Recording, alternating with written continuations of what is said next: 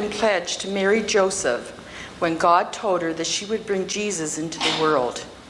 When she told Joseph she was with child, Joseph had doubts.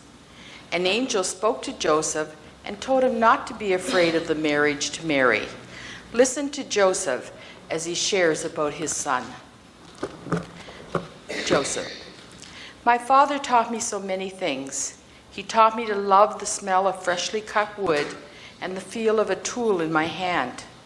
He taught me to create things that were useful and beautiful. He taught me the stories of our people, told me proudly that the promised Messiah would come from our very own family tree. I was amazed, but removed. I never thought that I would be part of it. Holding my infant son in my arms that very first time, I looked down into his small face, held his tiny body, and tried to understand that I was a father now. This baby would become a man, and I would be the one to teach him.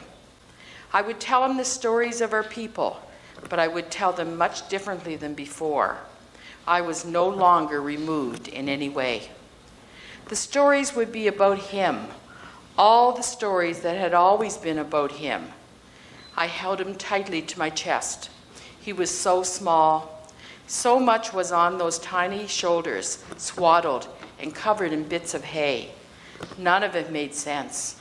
When Mary came to feed him, it was hard for me to let him go. I did my best. It wasn't perfect.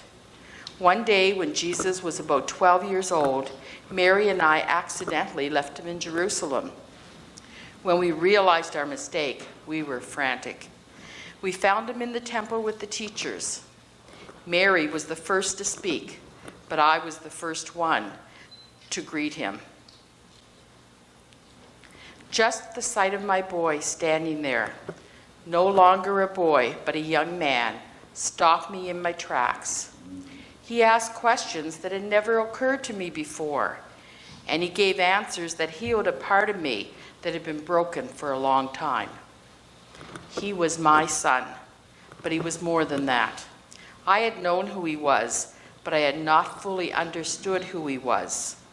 My son was the old stories. Yes, and he was telling me new stories, new ones. My son, my all, the Lord of all.